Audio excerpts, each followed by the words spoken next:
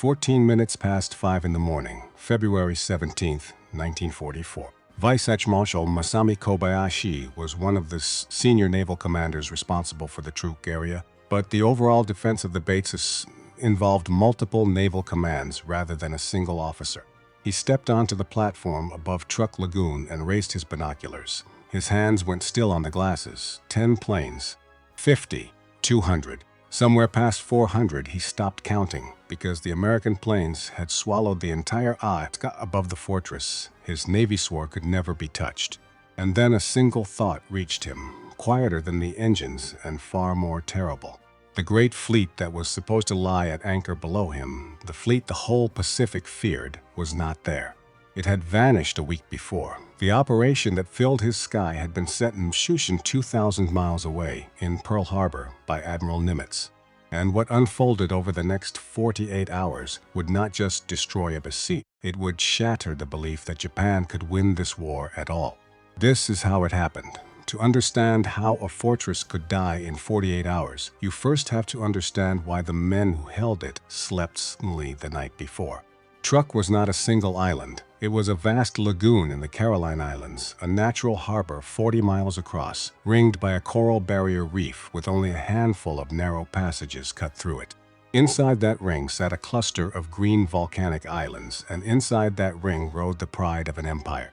Japan had taken these islands from Germany in the First World War, and across 2 quiet decades, Tokyo had turned the lagoon into the beating heart of its Pacific power.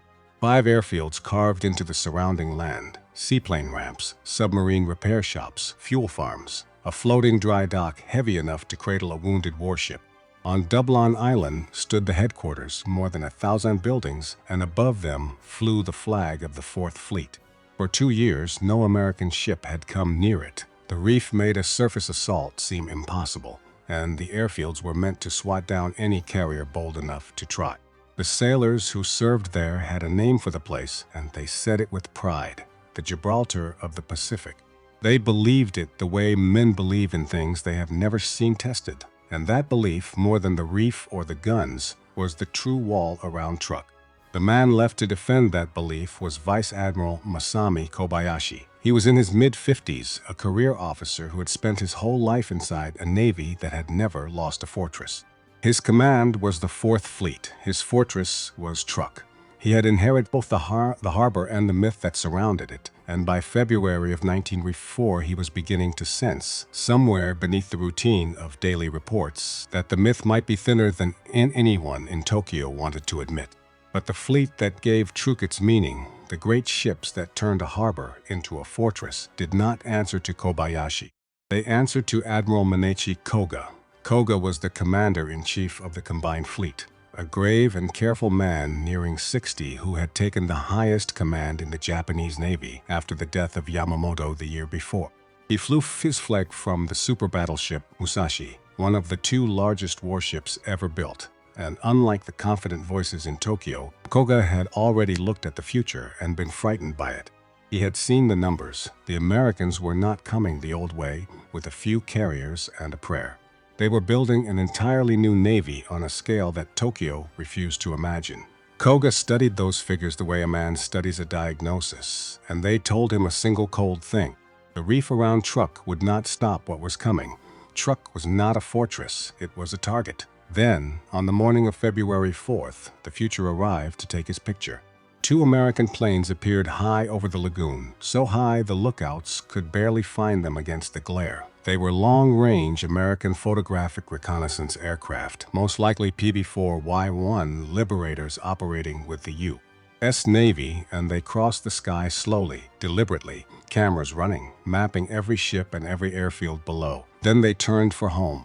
The Japanese detected them, and every senior officer who read that report understood exactly what it meant. In 2 years, the Americans had never bothered to photograph Truk. Now they were measuring it. You do not measure a place you intend to leave alone. Here is the turn that history almost never tells. The Japanese saw the blow coming, and it still landed. Koga did not wait for a second warning. He gave the order to clear the anchorage. Within days, much of the combined fleet slipped out through the reef passages. Many of its major units relocated to Palau, while others, including Shusashi with Admiral Koga aboard, continued on to Japan. Most of the battleships, heavy cruisers and carriers that the Americans most wanted to destroy had left Truk before the raid began. And that is the cruelty at the center of this story. Koga saved the fleet, and in saving it, he abandoned the fortress. He knew the truth. The men he left behind did not. On the airfields and on the decks of the ships, still riding at anchor, the sailors of Truk went on believing in the Gibraltar of the Pacific, believing in a wall their own commander-in-chief had already given up as false. The myth stayed alive at the bottom of the chain of command long after it had died at the top, because Truk was still full. It was the great crossroads of the Western Pacific, and when the warships left, they left behind the slow and the vulnerable. More than 40 naval auxiliaries and merchant ships still crowded the lagoon, packed with fuel and ammunition and aircraft parts, many of them still unloading their cargo.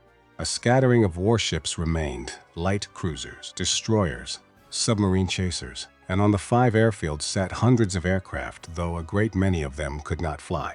Kobayashi ordered the tankers dispersed. He ordered the patrols doubled. He did everything a careful man could do with a harbor that had been stripped of its shield and photographed for the enemy.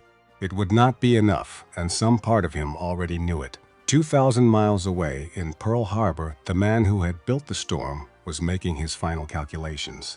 Admiral Nimitz commanded the Pacific Fleet, and he had spent 2 years rebuilding American naval power out of the wreckage of the base beneath his own office windows.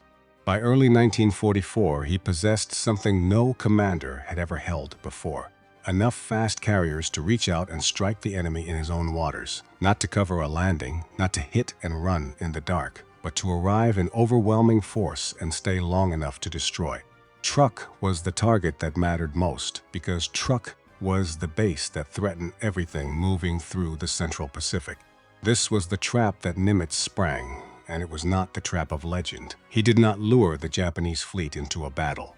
He did something colder and more modern. He chose the one target the enemy believed was safe, and he timed his blow so the enemy could not answer it.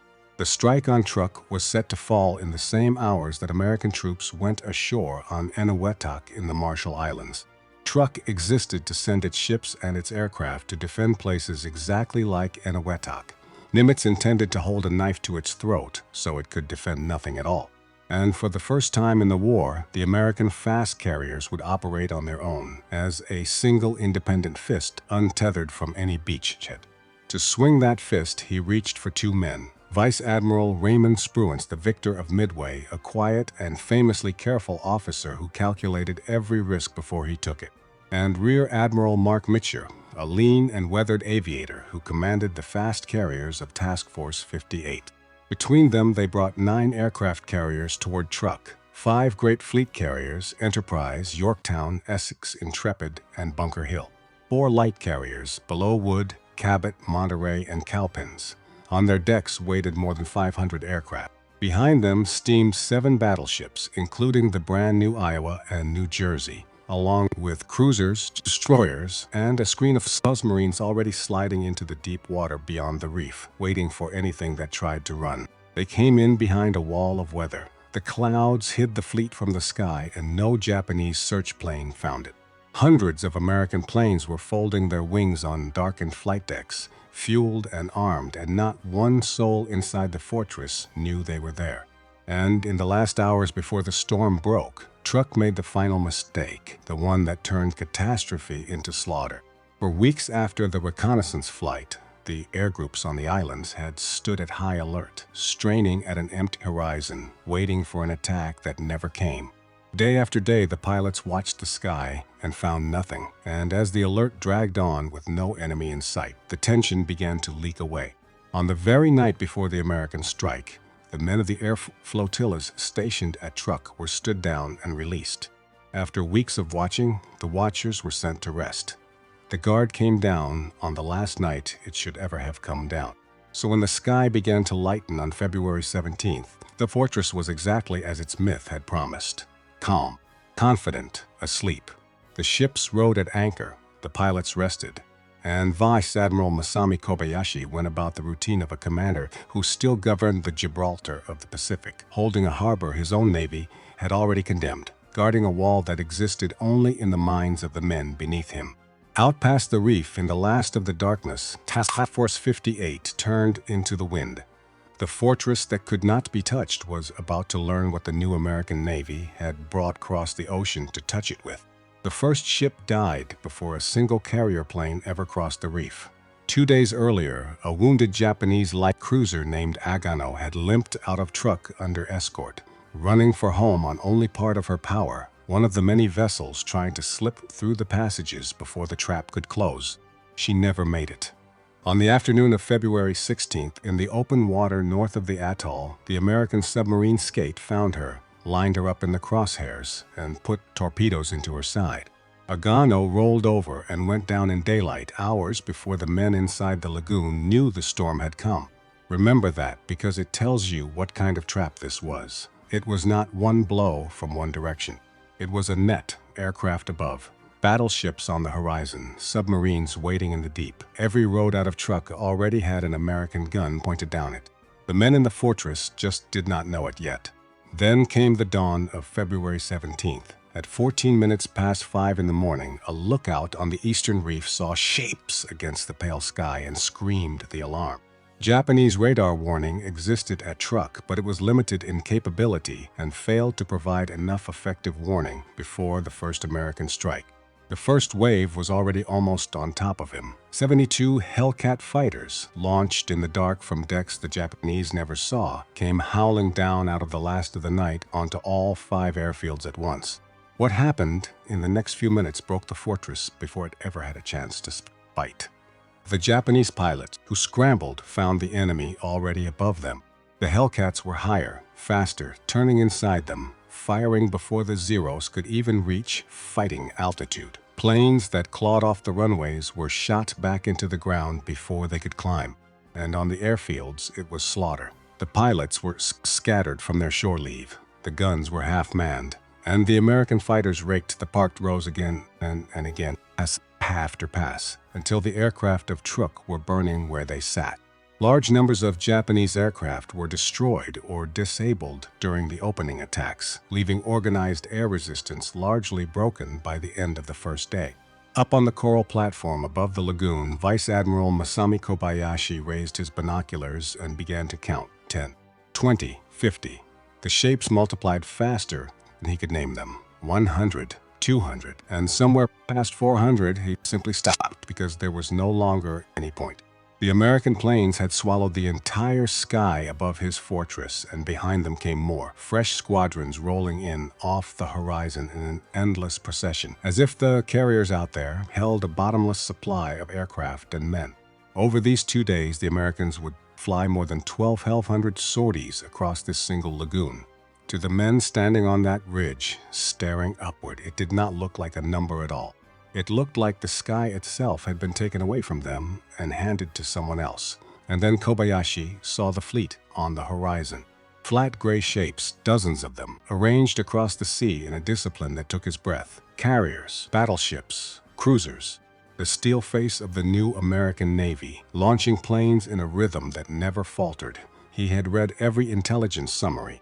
He had seen the figures on paper, but knowing a thing and watching it fill your horizon are two different experiences, and no report had prepared him for the sight of an entire navy appearing all at once off a base that was supposed to be beyond their reach.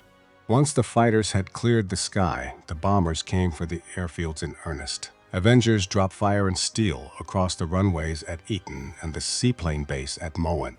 Hangars burned, fuel dumps burned. Whatever the fighters had missed on the ground, the bombers finished. And when the airfields were gone, when nothing in the sky could rise to meet them, the Americans turned to the reason they had come: the ships. The lagoon was packed with them, caught at anchor, many still heavy with cargo, defended by nothing but the anti-aircraft guns on the islands and on their own decks.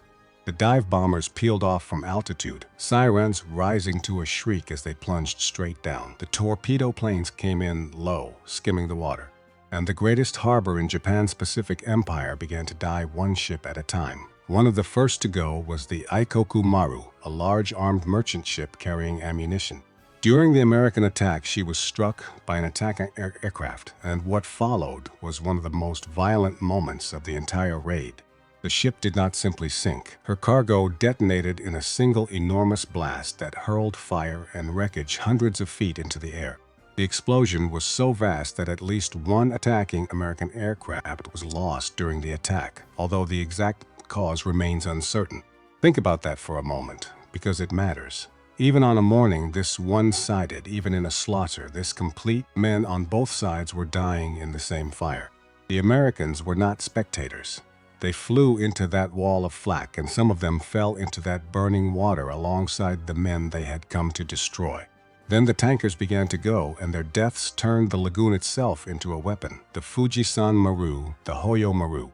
Ships heavy with oil and aviation gasoline, the lifeblood Japan could not replace. Torpedoes and bombs tore into their fuel holds, and thousands of tons of burning fuel spilled out across the water. The calm blue lagoon that had sheltered the combined fleet for 2 years became a spreading sheet of flame. The heat rolled up the ridge until Kobayashi could feel it on his face. Ships trying to raise anchor and run for the reef passages were bracketed by torpedo planes and sent under before they cleared the shallows, their crews leaping into water that was already on fire. Kobayashi watched it all with a terrible steadiness. He had commanded men in battle. He had seen ships die before. But he had never seen destruction delivered like this, in a calm mechanical rhythm, group after group, each one dropping its load with the precision the frantic Japanese gunners could not touch. The American planes flew straight and level on their final runs because they knew the guns below could not reach them. The tracers floated up in slow, useless arcs, and the bombers danced through them untouched. It was not a battle Kobayashi was watching. It was a demonstration, a calm, patient, industrial demonstration of what happened to a fortress that had believed its own myth. By late morning, the reports flowing into his headquarters had become a single long list of loss. Merchantmen sunk, auxiliaries burning, fuel tanks ashore in flames. One of his younger officers stared at the sky and said quietly that it was as this very and bright supply of bombs across the ocean just for Truk.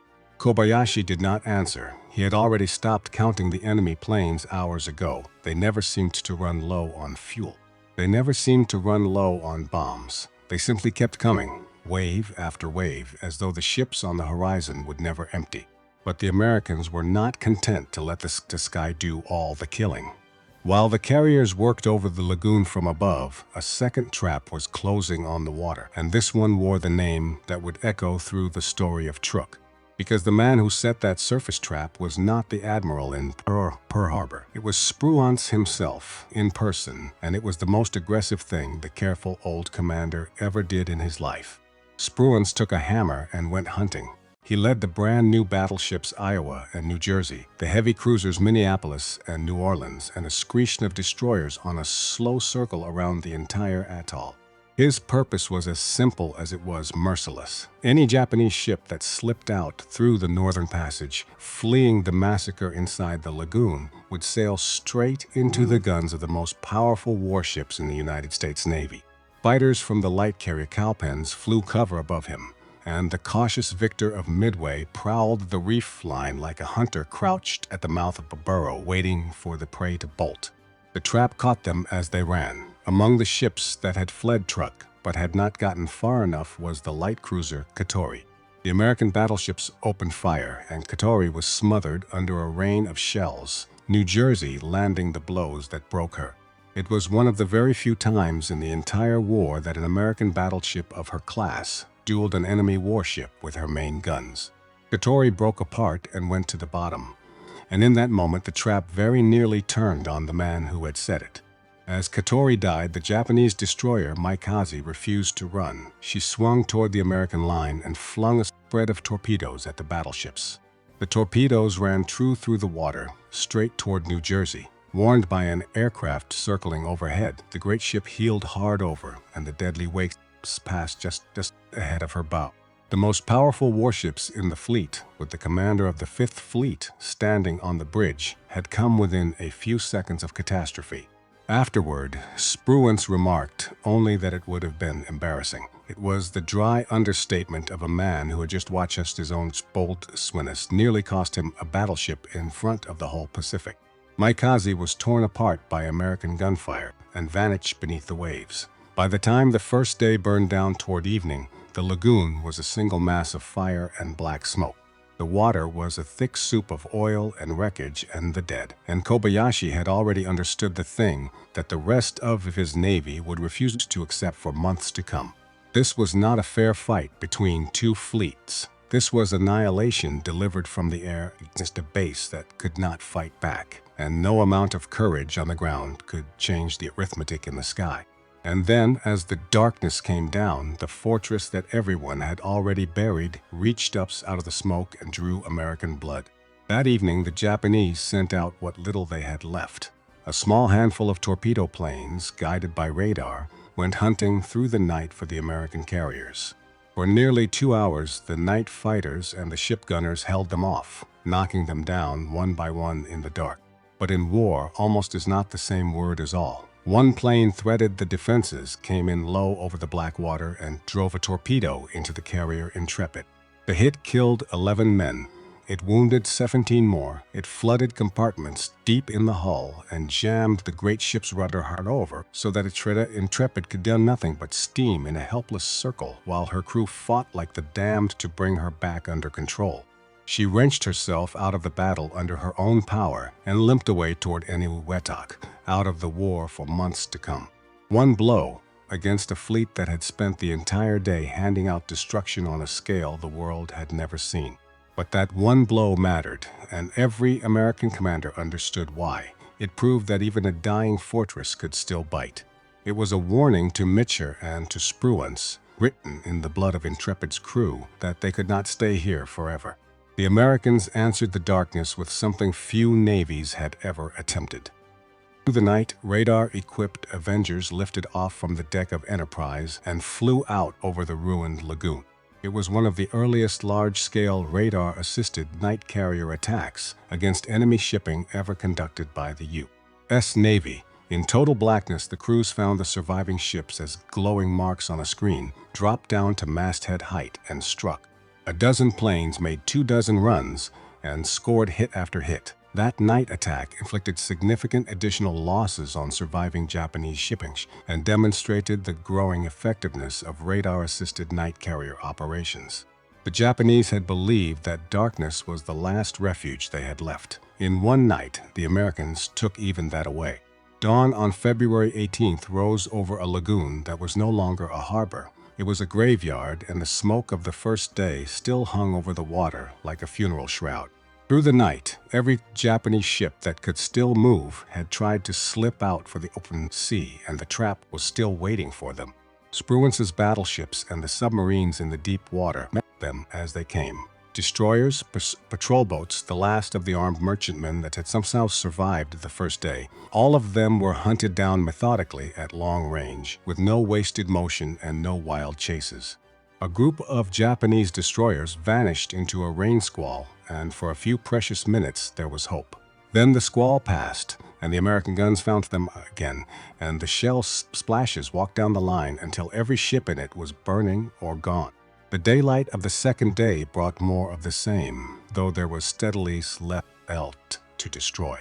The American planes came back for the airfields, the fuel dumps, the storage tanks, finishing with patient care what the first day had begun. There was almost no anti-aircraft fire left to answer them now. And then, at noon on February 18th, with the shipping in the lagoon reduced to wrecks and the airfields hammered flat, Mitcher and Spruance made their decision. They would not stay for a third night. They would not give the Japanese another chance to put a torpedo into one of their carriers in the dark. Task Force 58 turned east and steamed away as swiftly as it had appeared out of the west. There was no final salvo. There was no signal of triumph flashed across the water. There was only the quiet departure of men who had finished their checklist and were already thinking about the next objective on the map. Behind them, on the ridge above Dublon Island, Vice Admiral Masami Kobayashi stood alone and looked out at what remained of the Gibraltar of the Pacific. Below him the lagoon still burned. The masts of sunken ships jutted up out of the oil like the fingers of drowning men. Lifeboats drifted among the wreckage. The great harbor that had sheltered the pride of an empire for 2 years had been turned into a scrapyard in 2 days, and every direction he looked told him the same story. There was nothing here left to command. He gave orders to assess the damage, record the losses, organize the surviving personnel, and prepare the remaining defenses after the raid. He gave those orders in a steady voice, because there was nothing left to shake for. And in the smoke and the silence that followed the last American engine, Kobayashi understood something that would haunt every Japanese admiral who lived to see the end of the war. The reef had not saved them. The airfields had not saved them. The courage of their sailors had not saved them. The fortress had fallen not to a braver enemy or a cleverer plan, but to the simple, overwhelming, unstoppable arrival of a nation that could put more steel in the sky than Japan could ever count. The trap had closed. The 48 hours were nearly over, and the reckoning for what happened in this lagoon was only about to begin. When the counting was finally done, the numbers did not read like a defeat. They read like an erasure. In 2 days inside a single harbor, Japan had lost around 40 ships, close to 200,000 tons of shipping gone, light cruisers, destroyers, armed merchant cruisers, and a long, grim column of transport tankers that the empire could never replace. The loss of the tankers was a quiet catastrophe all its own, because by early 1944, Japan had only a handful of oilers left, and Truk swallowed several of them in a single morning. Some 17,000 tons of fuel burned in the tanks ashore. Between 250 and 275 aircraft were destroyed. The repair shops, the dry dock, the supply dumps, all of it was ash. More than 4,000 Japanese were dead. The cost to the Americans was 1 carrier damaged, around 25 aircraft lost, and about 40 men killed. A good number of the downed airmen were pulled alive from the sea by the submarines waiting offshore. Set against the ruin of Truk, it was almost nothing at all. But the true damage was never in the tally of hulls and aircraft. The true damage was the death of an idea. For 2 years, the Imperial Japanese Navy had built its entire strategy in the Central Pacific on a single belief: that Truk could not be reached, that the Gibraltar of the Pacific was a wall the enemy would break himself against. In 48 hours, more than 500 American planes proved that the wall had never existed. And when American planners assessed the results of the raid, it reinforced their existing strategy of bypassing heavily defended Japanese strongholds, such as Truk, instead of launching a costly invasion. This was the last turn for the trap that Nimitz had sprung, and it was the coldest one of all. He had not just destroyed a base, he had made it irrelevant. The greatest naval fortress in Japan's empire was now a prison for the men inside it, a place the war had decided to ignore. It was sealed off in the rear of the advancing American tide and left to wither on the vine, cut off from supply, cut off from reinforcement, cut off from any hope of mattering ever again. And that decision doomed the very men who had survived the bombs. Now comes the wound the Japanese Navy chose to inflict upon itself. Someone had to answer for Truk. Tokyo needed a name to carry the disgrace, and the name they chose was Kobayashi. Following the disaster at Truk, Kobayashi was eventually relieved of his command as the Japanese Navy reorganized its leadership in the Central Pacific. He had done everything a careful officer could do with what he was given. But the defeat had been set far above his rank by the withdrawal of the fleet and the false confidence of an entire navy, and none of that saved him. He was the man standing on the ridge when the fortress fell, so he was the man they made pay for it. What followed was one of the cruelest ironies of the entire Pacific War. Vice Admiral Chuichigumo was later assigned to command forces in the Central Pacific, including the Truk area after the raid. And Nagumo was not just any admiral. He was the man who had led the carrier strike force against Pearl Harbor on the morning of December 7, 1941. The admiral who had opened this war by devastating an American fleet at anchor would come to preside over the shattered wreck of Japan's own great base, destroyed by American carriers in almost exactly the way he had once destroyed theirs. The wheel had come all the way around, and it had come around on him. He would not live out the year. A few months later, on the island of Saipan, Nagumo would die. And what of Admiral Koga, the one man who had seen the whole thing coming, who had pulled the great ships out of Truk in time and saved them from the flames? His clear eyes bought the fleet a few more months of life, and they bought him a strange and lonely end. On the last night of March, only weeks after Truk burned, Koga boarded a flying boat to shift his headquarters from Palau, and the aircraft flew into a storm over the sea and was never found. The admiral whose foresight had rescued the combined fleet from destruction vanished without a battle, without wreckage, without a grave. The one man who had understood the truth first was rewarded with the same silence as the ships he could not save. There is no monument to him at the bottom of that storm. There is only the sea. As for Truk itself, the war simply walked away and left it behind.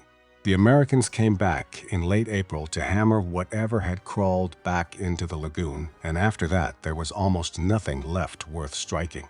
The great base sat sealed off in the rear, forgotten, while the fighting moved on toward the Marianas and beyond. The garrison that remained, tens of thousands of men, spent the rest of the war growing what food they could, losing a slow battle against starvation and tropical disease on an island the world had bypassed. They held on, cut off and forgotten until the very end. The formal surrender at Truk did not come until September of 1945, signed aboard an American warship in the same lagoon where the pride of an empire had once ridden proudly at anchor. But the deepest lesson of Truk was never really about coral or reefs or airfields. It was about the nature of the war itself, and it is a lesson worth carrying out of this story.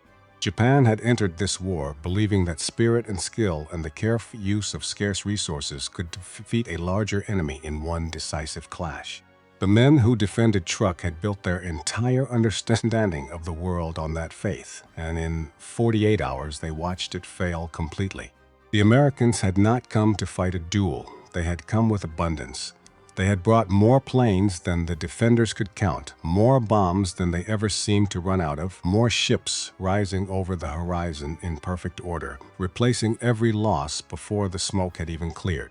Where Japan measured every barrel of oil and mourned every trained pilot, the Americans simply produced more and more and more. Japan had spent years training its aviators one man at a time. The Americans were building carriers faster than Japan could repair a single destroyer, and filling those decks with young men and modern aircraft in a rhythm that never stopped and never slowed. That was the thing the survivors carried away from the burning lagoon. Not shame, exactly. Something colder and clearer than shame. The understanding that the war had already moved beyond the old rules, that it was no longer a contest of who could fight hardest, or who could endure the most, or who could die most bravely for his emperor. It had become a contest of who could build fastest, and Japan had lost that contest before the first Hellcat ever crossed the reef. Today the water at Truk is calm again, and the sky above it is empty. The lagoon is one of the great shipwreck sites on Earth.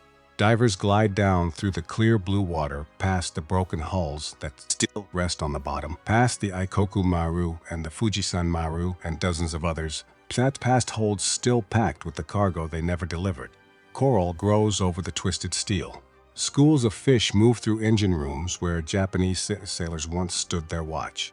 It is quiet down there, and it is beautiful, and it is a grave. Every wreck on that lagoon floor is a headstone for men who believed, right up until the last morning, that this place could never be touched.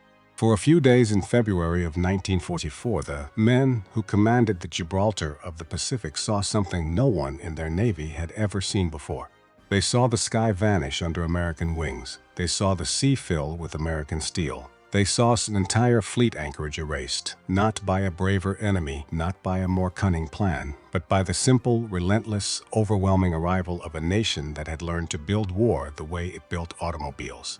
And when the last American ship had disappeared over the horizon and the smoke finally began to thin, Vice Admiral Masami Kobayashi stood alone above the ruins of the fortress he had been left to hold, and understood with a clarity that would never leave him that the war had already changed forever, that the age of courage against machines was over, and that Japan, for all its spirit and all its sacrifice, had already lost. The reef is still there, the wrecks are still there, and the lesson is still there, resting on the bottom of that quiet blue lagoon for anyone with the courage to go down and read it.